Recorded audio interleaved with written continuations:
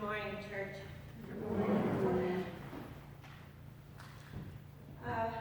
I'm standing up here in honor of my father, who fought in World War II.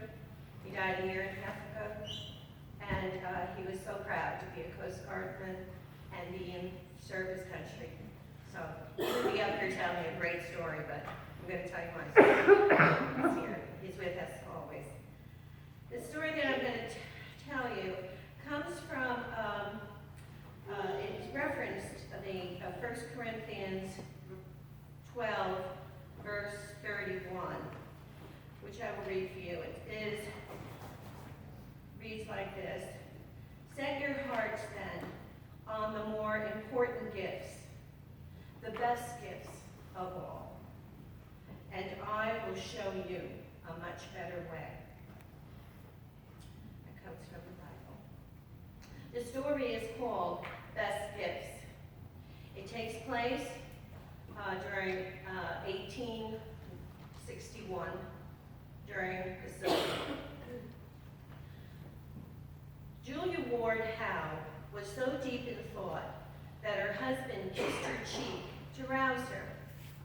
She smiled gratefully, happy that God had blessed her with many best gifts.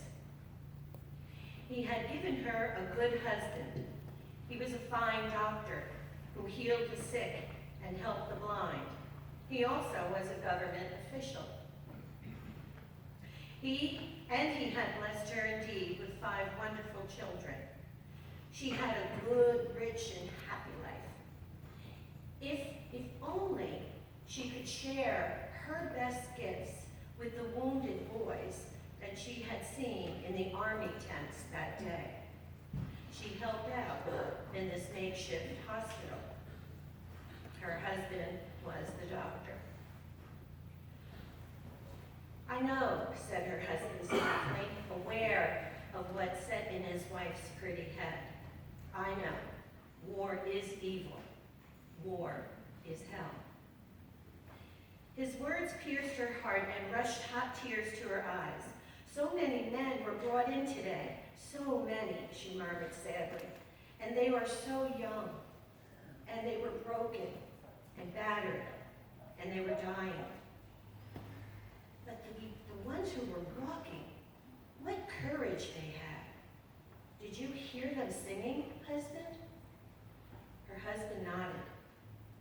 You were with John Freeman Clark today, weren't you?" he asked. "Yes, I was. He walked alongside me, and even he, strong, brave man that he was, he had tears in his eyes when he saw the young boys." "Listen to them," John had said.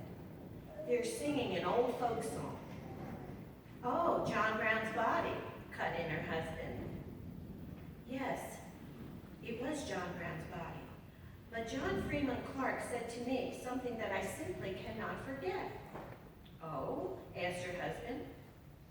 "He said it was a stirring tune, and that if the words were different, it would be a beautiful song." John Freeman Clark, he has great ideas. He actually said that I ought to write the new words. "Well, and why not?" asked her husband quickly. So Julia Ward Howe made no promise. Pride and love for her beloved country rushed through her heart like a forest fire, placing dreams in her eyes and words in her head. Even if she wanted to, she could not turn off the stream of words that rushed in her brain. She was compelled to sit down with pen and paper and pour out, "Mine eyes have seen the glory of the coming of the Lord." And she knew God was with her, placing those words in her head and guiding her hand. And as she wrote the rest of her great poem, named the Battle Hymn of the Republic, she was gratefully certain that God had permitted her to share her best gifts. That was written by Claire Vaselis.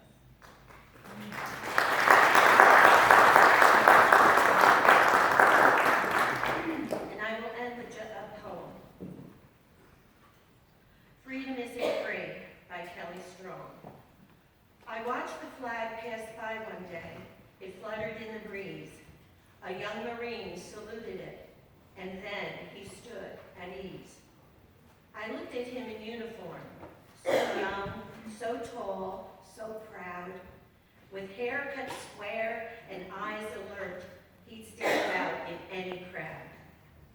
I thought, how many men like him had fallen through the years?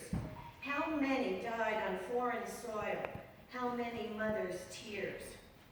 How many pilots' planes shot down? How many died at sea? How many foxholes were soldiers' graves? No, freedom isn't free. I heard the sound of taps one night. When everything was still, I listened to the bugler play and felt a sudden chill. I wondered just how many times that taps had meant amen, when a flag had draped a coffin of a brother or a friend. I thought of all the children, of the mothers and the wives, of the fathers, sons, and husbands with interrupted lives. I thought about a graveyard at the bottom of the sea, of unmarked graves in Arlington. No, freedom isn't